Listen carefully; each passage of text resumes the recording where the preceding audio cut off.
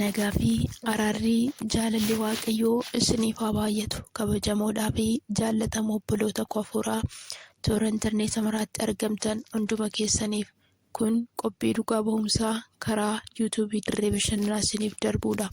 Yuutuubii keenyaaf haaraa warri taatan sabiskiraayib gochuutiin maatii keenya ta'a. Maatii keenya taatanii warri jirtan immoo sagalee dhagahaa jirtan kan sheer gochuun dhaloota biraan gahaa isiniin jechuun nan jaalladha. Sagaleen nagaa jirtan kunis sagalee dhugaa ba'umsaa. Sagalee dhugaan ba'umsaa kanas isin biraan gahuun kan barbaachisee fi tokko araarriif gaarummaa waaqayyoo yeroo hundumaa nu wajjin akka jiru akkuma beektan isin yaadachiisuuf akkasumas immoo dhaloonni rakkinaa fi gidiraa yaaddoo adda addaa keessa jirtaniif sagaleen kun jajjabina ta'a jedheen yaada. Galanni guddaan Iyyasuus Kiristoosidhaaf haa ta'u. Dhugaa ba'umsi kunis an obboleettii keessan kanuman sagalee kana waraabaa jirudha. Waggaa 4 dura kana jechuunis ergan biyya arabaa kana jiraachuu eegalerraa qabee waggaa 5f chaalenjonni hedduun jireenya kootti bubbu'anii darbaniiru. Chaalenjonni kunis anaan dabarsuuf turan garuu waaqayyoo chaalenjicha narra dabarsee waggaa 5 dura kana jechuunis bara 2010 akkuma nama hojjedheen of jijjiiree gala jedheen otoo maatiin koo barumsaaf na hawwanii fedhaaf mirga koon barumsa koo adda kutee gara biyya namaa kana deemuuf nan murteesse. Gaafan kana murteessus nan yaade malee raawwachuuf maallaqan piroosesii kanaan xumuradhu hin qabun ture. Anis yericha barumsaa teeknikaaf ogummaa waggaa 2ffaan barachaa ture. Guyyaa tokko keessaa iddoon barnootaaf jiraadhu irraa gara maatii koo deemeen abbaa kootiin akkan biyyaa bahu yaadu itti hime. Innis barumsa kee xumuriitoo carraa kee ilaalii anaan jedhe. Ani garuu tasuma yaadni koo biyya keessa hin jiru ture. Kanaanis maatiin koo mufannaa koo tasgabbeessuuf jecha qarshii paaspoortii qofa naaf kennan. Qarshiin argadhu nama iddoo paaspoortii kana nageessus hin qabun ture. Obboleessa kootiin nageessi jedheetti himannaan innis beellama na jalaa qabate. Achiin naannoo immigireeshinii sana kan jiraatutu ture. Nama sanaaf bilbilee dhimmicha erganitti mari'adhee booda namni sunis fedhee akkan paaspoortii sana baafachuu dhaqee galmaa'uuf na gargaare. Torban isaatti iddoo milkeeffadheen ofuma koof deebi'ee paaspoortii koo fudhadheen gale. Ammas piroosesii harki caalu waan hafeef homaa gochuu hin dandeenye. Otoon kanaan dhiphadhu waaqayyo na gargaaree mucaan firaa koo akka nama barbaadde obbolaa kootti waan dubbatteef baasii tokko malee karaa ishee mala koo gara biyya Beeruut yookiin Libaanoon taasise. Kana keessatti ani gooftaa Yesuusiin fayyisaa lubbuu koo hin godhanne ture. Gaafan gara Beeruut dhaqu kana mucaa firaa koo fi hiriyaa ishee akkasuma madaama sana jedhaniitu dhufanii na simatan. Anis isaaniin wal ergee gara manaa waliin imalle. Akkasitti torbeen booda meedikaala naaf hojjechuuf jecha gara mana yaalaa na geessan.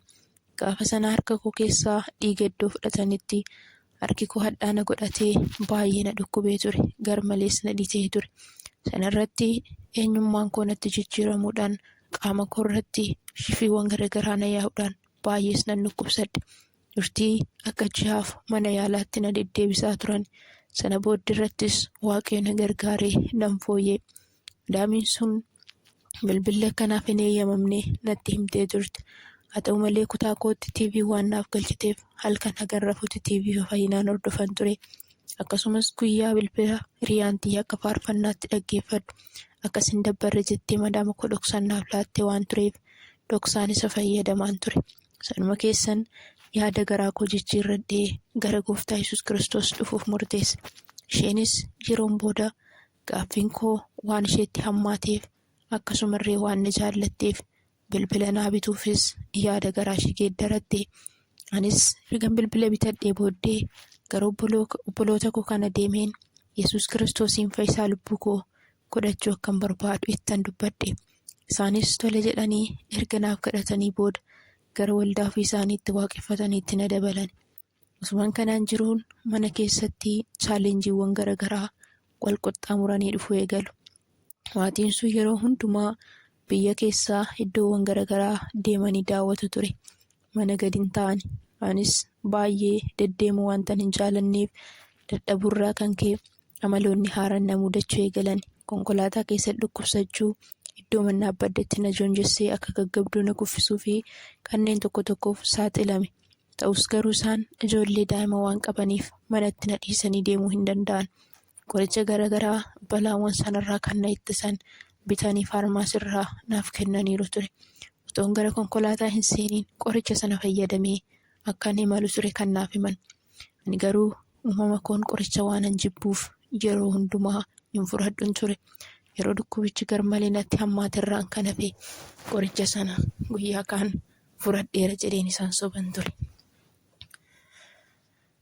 Ani garuu qoricha sana fudhadheera jedheen isaan soba. Makiinaa keessatti gaafan baay'ee dhukkubsadde qoricha sana nan fudhadha. Irraan kan hafe ijji koo waaqayyo irra na jirti. Utumaan akkasittiin rakkachaa deddeebi'uu guyyaa tokko madaamittiin guyyaa wanta deemnuuf halkan keessaa walumaan uffata akka miiccinu natti himte. Anis tole jedheen walumaan miiccuu eegalle. Utuma miiccinu halkan keessaa akka Itoophiyaa sa'a 7:00 ta'e. Gaafa kana madaamiin akkas naan jette. Ijoolleen yeroodhaan waan rafaniif ganamas dafanii ka'u. Kanaaf lamaan hin dadhabnee ganama ka'uu dadhabuurraa ati amma galii toora fi ani immoo xiqqoo miicceerra faanaan jette. Anis tole jedheen gara kutaa koo galee nan rafe. Taanaan rafus achuma mana isaan jiraatan keessa barandaarra duuba naannaa ture. Iddoo itti uffata miiccinus fuulduruma sana xiqqoo balbala gara kushiinaa sanatti kan baasu ture. Harka bitaarraan foddaa daawwitiirraan hojjetame. Naannawaa isaayyuu qilleensi gaafa itti ka'e ofiin banamee cufama ture. Harka mirgaarra girgiddaa jala soofaatu jira ture. Soofaa sanarra ganama taa'uudhaan shaayii fayyadamu. Anis ganama gaafan hirriibaa ka'u madaamittiin galgala uffata miiccaa turte. Otoo bishaan karaa irraa hin kaasin galtee rafte. Bishaan saamunaa seeraamikii irratti dhangala'e. Anis hin argine. Kutaa koorraa bahee dhufeen mucucoo hamaa tokko mucucaadhe. Foddaa qilleensi raasu sanatti bu'een achi foddichi humnaan narkutu irraa kan ka'e soofaa kanarratti na darbe.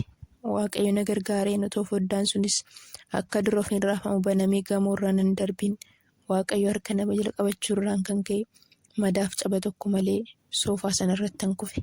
Achii ka'eetan deebi'een bishaan kana kaasa jedheen darbee mana fincaanii seenuuf yeroon jedhu jaarsi madaama koo saaloonii keessa taa'etu waan ta'e barreessa ture.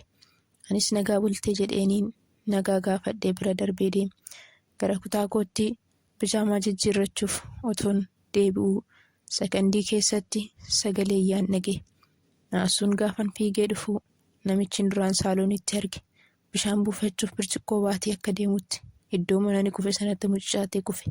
Miilli tokko balbala gara manaatti ol galchuu fi miilli tokko immoo mucucoo hamaatiin soofaa sanatti rakkate. Lafeen jilbaa gadi jiru caccabee bakkeetti babbahee ture. Akkasittiin warri ollaas dhufanii warri madaama koos achuma naannoo sana waan turaniif dhufanii turan. Ambulaansis waamanii namicha kana lafa aaranii gara hospitaalaa geessan. Haa ta'u maleetii namoonni gariin isaanii akkamittiin otoo ati jirtu bishaan iddoo kanatti dhangala'aa jedhanii anatti dheekkamu ture. Madaamattiin koos anatu galgala dadhabee rafe. Ishee mitii kan jettu deebistee afaan irraa qabachiiste turte. Otoon kanaan jiruun turtiin booda mana hojjedhu sanatti torban keessatti guyyaa kamisaa mana warra isheen qulqulleessaan ture. Guyyaa sana ganama madaamiin koo ni rafte waan tureef ijoolleen kaanii turani. Ijoollee sanaafis ciree hojjedheen ani mana haadha keen deemaa jira. Ijoolleen irraa fuudhiin jedheen. Isheenis deebiftee lakkii har'a hin deemini. Sababni isaasuu nama mana obboleessa kootii hojjetu tokkotu jira. Torban deemtee kan isaan lachuutu qulqulleessitaa naan jette. Anis tole jedheen ijoollee biratti gaafan deebuu fiigaa dhufte. Gannat namichi mana obboleessa koo hojjetu gamoorraa kufee du'e jedhaniiru. Ijoollee ilaalee achan deemaa jira naan jette. Yaa Waaqayyoo jedheen anis hedduu nan gadde. Waaqayyoonis nan galateeffadhe.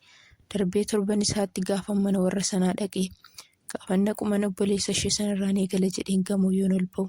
Barandaa bakka namichi itti irraa kufe sana haarati wayii waan jiruuf isa kaasuufan balbala banee yoon bahu wanta diimaa dhiiga fakkaatu tokko na dura marii na joon jesse. Achumatti ofirra gadi taa'e. Jaartiin gaafa ol dhuftu iyyitee ol deebii balbala kan hin baniin kun iddoo namichi itti kufe sanadha anaan jette. Anis achiin suuta jedhee jilbeebbiin deemee ol gale. Xiqqoo turee gaafan ol jedhu balbalicha karaa keessaan ampuuliin dho'ee koorniis irraa biddatu boba'a. Wanta birciqqoo fakkaatu dhodho'ee mataa koorratti na harcaa. Naasuuf wajji hiquu dadhabe. Jaartiin ammas dho'iinsa ampuulii dhageessee fiigdee dhuftee qoxaarii dhaamsiti. Abiddis achumatti anniisaa dhabee mannis namnis otoo homaa hin ta'in hin baane. Guyyaa sanas jaartiin haati madaamii koo akkan hin qulqulleessine na dhowwarteen dhiisee gara mana koo gale. Otoon akkasittiin qoramuun ji'oota erga lakkoofsisnee namichi sunis xiqqoo fooyyee argatee kiraanchiin turachuu eegale. Waldaa keessattis Waaqayyo sagalee isaanaaf ergee innis kan akkas jedhu ture. Maatii waliin jirtu waliin biyyoota keessa naannoftanii seexanni balaa konkolaastiin lubbuu keessa kan maatii sanaas balleessuuf qophoofteerti. Waaqayyo garuu sababa keef jecha lubbuu keessa kan maatii sanaas nan oolchaa siin jedhe Waaqayyo kan jedhu ture. Kan akka bartuuf guyyicha mallattoon argitu jira. Anaan jedhee namni Waaqayyo tokko natti dubbate.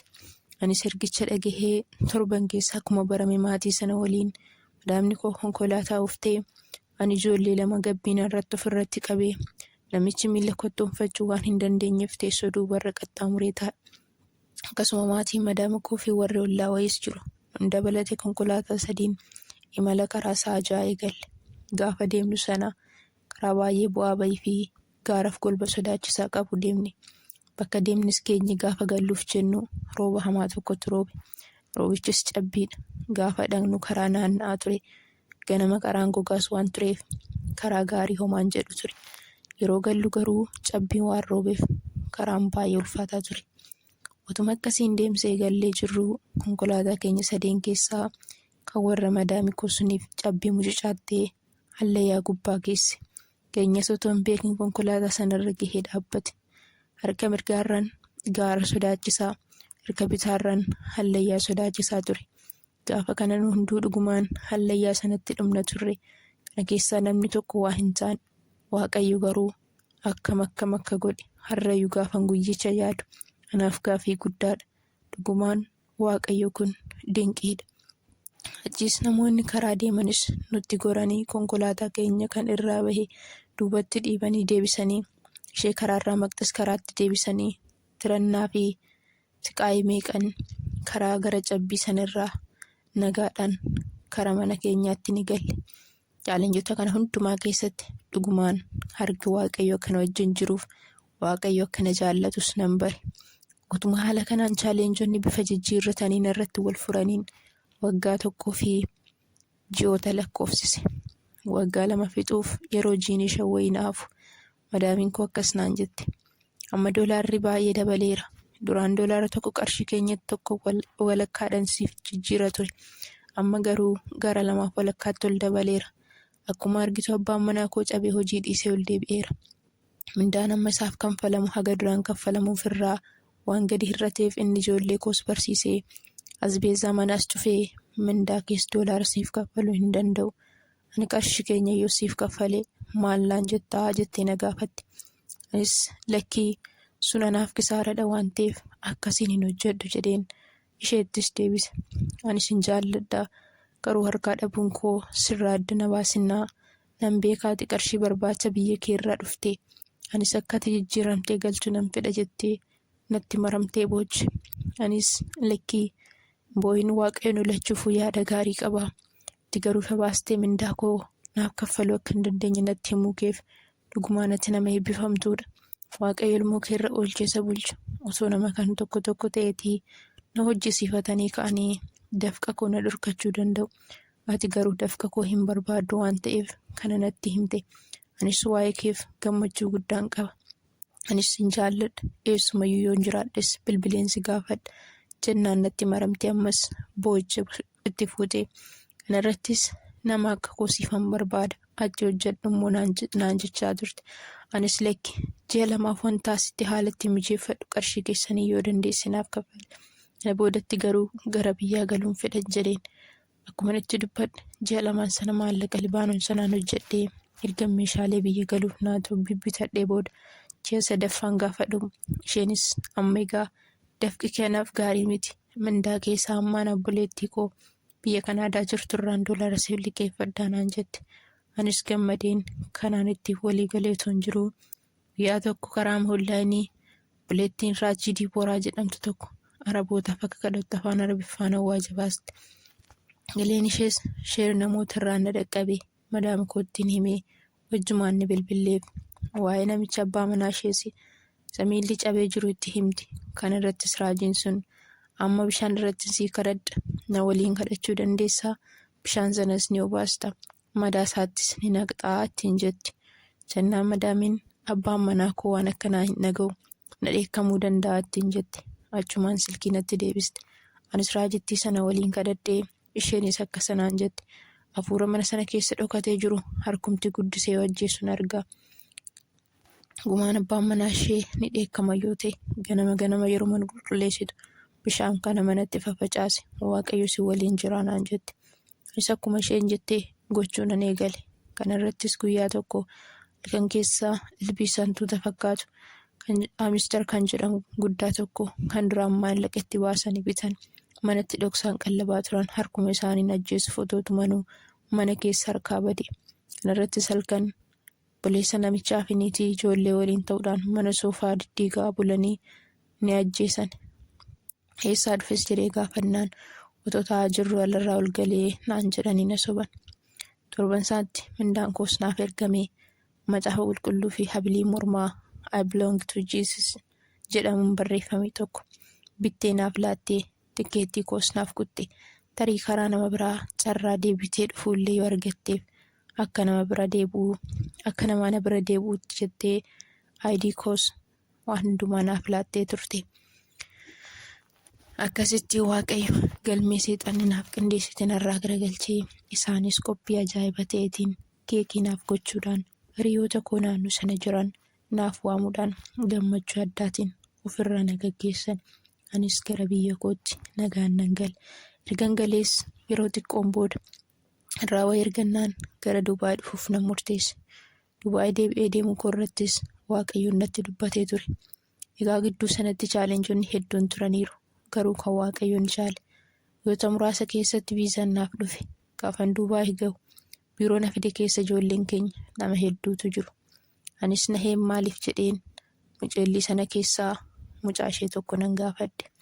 Isheenis mudannoo garagaraan kan carraa hojii dhabanii ji'ootaaf lakkoofsisan akkasuma dhukkuboota garagaraaf kan saaxilaman rakkina garagaraatiin achi keessatti kan dararaman akka ta'an natti himte. Anis naheen halkan sana Waaqayyoon kadhachaan bule. Ganama gara biiroo yeroo nu geessanitti dubartiin tokko dhuftee na fudhatte. Dubartiin kunis hojjettoota ijoollee Oromoo kan ta'an 2 qabdi. Ani sadaffaadha. Isaanis fiddee waan dhuftee nagaa wal gaafannee biyyas na gaafatanii jennaan achumatti iddoo dhaloota kootti hime. Sana irratti isheen tokko mucaa biyya kootiiti jettee akkuma waan duraan na beektuu waa'ee koo mimmi'eessiteetti odeessite. Isheenis galuuf akka jirtuu fi bakka buutuu ishee akka na fudhatan natti himte. Anis tole jedhee wajjin imalan eegale. Dubartittiin sunis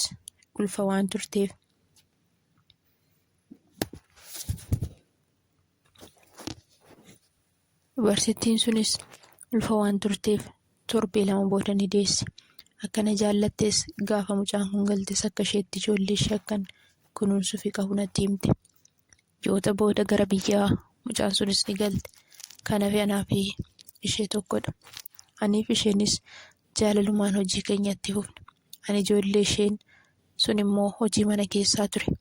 Otoo akkas jirru ijoolleen duraan lakkuu kan waggaa 2 turan isaan maa dhalateen daa'ima 3 xiqqoo jajjabduu kan turan 2 wajjin walii galatti ijoollee 5 waan rakkisaniif nama kan biraa siifan dabala. Isheen kun kushinaaf hojii kan biraa yaa hojjettu naan jette. Ijoollee fiduuf eegalte. Kana irrattis akka mucaan sun ba'aa ofirraa buusuuf jecha waa'ee koo mimmi'eessiteetti odeessite nan amane. Gaafa ijoollee kana fiddee baastu akka kan ishee sanaa waa'ee ijoollee kanaa namni itti odeessu waan dhibeef garuu akka duraa sana ta'uufii dide. Kana irrattis nama 2 fiddee sababa malee gara hojiirraa ni baaste. Itti aansitees mucaa lammii Ugaandaa tokko ni fidde. Anaan ijoollee koo ati qofti bira taa'i. Wanta si barbaachisuuf isaan ergadhu malee ijoollee koof sitti gaafatama jettee na akeekkachiiste. Anis akkuma isheen jette ijoollee bira taa'ee gaafan Ugaandaa tana erguu tole naaf hin jettu ture. Anis dirqama waan natti ta'eef malee ishee ergachuu barbaadee miti. Kana irrattis dubartittiin iddoo hojii teessee kaameraadhaan waan hordoftuuf galgala isa dhuftee mucattii biirootti ni deebiste. Kanaanis Mucaan gaafa biirootti deebitu akka waan ani ishee baasisee isan duratti na hadheessiteerti. Warri biiroos ijoollee duraan baasanii ba'an hunduma isaaniif ani sababa akkan ta'etti na hubatan. Ani garuu jara lachuu gidduutti baay'ee rakkadheen ture. Kanaan otoo hin jiruu nama kana dura hojjetee hin beekne barbaada jechuun mucaa tokko biyyarraa mucaa amaaraa fidde. Mucaan kunis gaafa dhuftu homaa hin beektu turte. Madaamittiinis situ barsiisaa anaan jettee natti laatte. Mucaa ishee mana turteen sababa wal jaalannuuf qofa nurratti kaatee gaafa nuti haasofnu sagalee keenya kaameraarraa waraabdee ishee biyyaa sanatti ergitee arabiffatti eegsifatte turte. Kana irrattis mucaan isheen biyya galte kaameraa duratti wal hin arginaayyuu jettee nu gorsitee nullee akkuma isheen nuun jette ishee fuulduratti akkasuma kaameraa fuulduratti ol baqachuu eegalle. Kanarraan mucaan biyyaa dhufte sunis sababa nuti mucayyoo ishee duraanii waliin afaan Oromoo dubbannuuf waan ishee hamannutti fakkaata. Sababa malee nu oodde. Sanumaanuu anaaf isheetu ijoollee bira hojjeta waan ta'eef akkuma madaamii koo na abboomte ishee ergachuun koo dirqama ture. Sana irrattis isheen olaantummaa isheetti agarsiisuu koo seetee dhaabbattee natti dudubbachaa turte. Gaafa kaan sababa isheen biyyaafis namaafis haaraa taateef qofa madaama sana shawwaduuf jecha dhoksaawwan kirriiwwan sokkeettii kaameraa buqqiseen wanta ishee ajaju sana hojjedhee ishee bira darban ture. Akkasiin otoo jirruu mucaan isheen duraanis gara biyyaa ni galti. Inni lamaan qofatu hafe. Kanaanis ji'oota gaafa lakkoofsisnu ganama tokko daa'ima sana keessaa mucaa xiqqoo cinaa koo ciibseen otoo lakkuuwwan ciree nyaachisuu inni ciisee jiru buskuutii afaan kaawwatee na harkatti kan du'e olee Waaqayyoo salphina guddaa kana oolchee dhugaa isiniif baheen ture. Akkasumallee yeroon koronaa dhukkubsannee turretti sa'aatii manni yaalaa naa fixee mucaan isaanii harka koo irratti cabsuudhaan mana hidhaaf na qopheessanii akka turan dhugaa isiniif baheen ture. Itti fufees muudannoowwan walirraa hin cinne dhufaa anis amma yeroon koo deemaa waan jiruuf mucayyoo kanas danda'u dubartittii sanas danda'u nan filadhe. Guyyaa kaan badii isaanii ofitti murteessaa otoo lulamaa jiraadduun madaamni koo akkan isaaniif dhoksu narratti barte. Natti iyyuu eegaltes. Sanarraa kan ka'e anis sammuun koo miidhamurraa kan ka'e halkanis akkuma waan guyyaa ijoollee wajjin jiruutti tanaasaa gaafan bakka rafuu ka'ee adeemaa bulutu ture. Kanaan otoo rakkadhu waggaa 2 gahuuf gaafan jedhu isheenis amala ishee noormaaldeeffatte nagaa agarsiisuu eegalte. Galiin ati nama gaariidha ijoolleen koo si jaallatu dabaladhuu wanaan jette. Anis waggaa 1 yoo ta'e tole sanaan ol garuu hin danda'u jedheen. Sarratti erga walii galuu dadhabnee booda ookee ani waggaa 2 siif hojjisiisa ati waggaa 1 hojjedhuu galii anaan jette. Sanarratti paaspoortii koo yeroo waan fixeef borumtaa abbaa manaa koo waliin deemee paaspoortii kee kennadhu kootu jettee paaspoortii faayidii naaf laattee turte. Isa isheerraa fuudhee kutaa koo kaa'ee buufan mucaa waliin hojjennu sana ijoollee biratti waameen deeme. Mucattiinis ana duukaa ijoollee madaama irratti gattee gaafa baatu mucaan xiqqoon tokko balbala harka irratti of cufe. Kanaanis iyyitee maaf ijoollee koo gattee baate jettee na lolti. Ani mucayyootti waamee ture. Sana irrattis immoo ati isas jirta jedheen paaspoortii ati natti laatte kutaa koo kaa'uufan bahee ture ittiin jennaan anatu hojii keessiif hojjetaa jette jechoota hamaa natti daddarbatte. Anis dhiifama ishee gaafadhe. Abbaan manaa ishees gaafa galuu harka mucaa gaafa argu hedduu natti dheekkame. Otoo mucaan sun na eegdeerti ta'e kun hunduu hin uumamu ture. Halkan sanas baay'ee gaddeen boo'aa bule. Madaamiin ganama hojii waan deemteef karaa WhatsApp sagalee qabee fi akkan galuu barbaadu itti hime. Isheenis bakka hojiitii naa bilbiltee maaliif galuu barbaaddee naan jettee na gaafatte. Anis na dhukkubeera hin danda'u jedheen. Isheenis bakka hojiitti gaafa dhufte afaan Amaaritiin paaspoortii fi ID kee fidi anaan jette. Anis keessatti laaddeen halkan sana akkan mana sanaa bahu qabu mucayyoo takka ittiin dubbadde. Isheenis barii ganama taaksii naaf ergitee mana sanaatii nan bade. Achis badee hedduun jeeqame. Dubartittiin ani biraa bade sun halkanis abjuu koon guyyaas yaadannarraa wajji. Kana malees halkan akkan ofiin dudubbataa bulu ijoolleen wajjin ture ganama natti himu. Ganamaa galgala jireenyi koo yaaddoo ture. Kana irrattis tajaajila waldaa koon naaf godhadhu jedheen haalan keessa jirutti innis naaf kadhatee na jajjabeessaa ture. Utuun akkasiin jiruu torbii 3 wayii booda mana hojii tokko nan gale. Achis mana daa'imaa fi wacaa waan tureef ji'a tokko hojjedheen isaan biraa bahe. Achis bahee utuun turiin hojii dallaalaa kan biraarraa argadhe.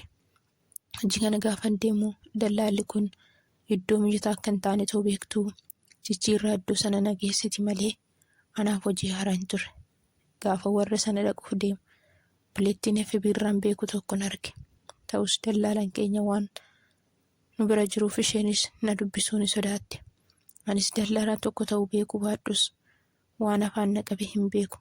Bira darbee gaafa manicha gahu garuu dhiiyaan ishee waan na beektuuf miseejii naaf barreessiti.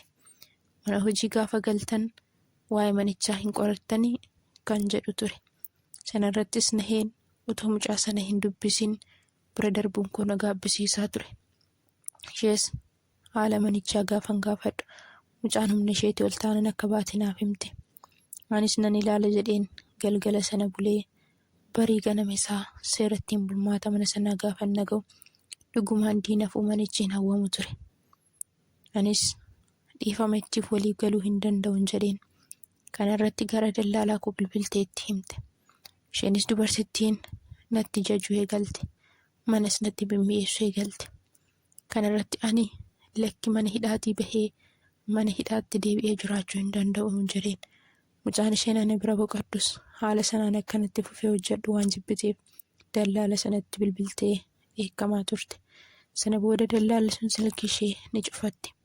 Madaamni sun maallaqa dallaalaan kaffalte yookiin nama hedduu waan barbaadduuf na gadhiisuu didde. Immoo haala sanaan manicha daqiiqa fuuturuu jibbeera. Kanaafis hin hojjedhu jedheen hojii didee taa'e. Sana irratti madaamiin sun na dura buutee balbala natti qollofte. Turtees bilbila na harkaa fudhattee deemi. Garuu meeshaa kee waan tokko fuutee hin baatu anaan jette. Gaafa kana bilbila 2 wantan qabuuf tokko na hafee fi maallaqa xiqqoo tokko fudhadheen gaafan ba'uuf jedhu. Dhaabdii na fattashtee qarshii koos bilbila koos habilii morma koos otoo hin hafiin narraa fudhattee mana na baafte. Kana keessaa onlaayinii waantan bareef bilbila ijoollee biyyaa fi kan biyya turee namoota tokko irraan kan hafe. Bilbila hiriyoota koo kan Duubaay jiranii akkasuma mucaa hiriyyaa kootii sammuutti qabadhee hin qabun ture. Guyyaa saafaa akka Itoophiyaa sa'a 7 kan ta'utti harka qullaa callisee hin bahe. Gaafan boosoo kurchii tokkotti himnaan innis poolisii naannoo kanaa siifan waamaa karaa siin rakkoo kee furachuurraan kan hafe ani siin gidduu rakkoo furuu hin danda'u anaan jedhe. Poolisii waamnaan immoo aayidii waantan hin qabneef dubbiin koo garagalu waantan beekuuf dhiisii hin jedheen.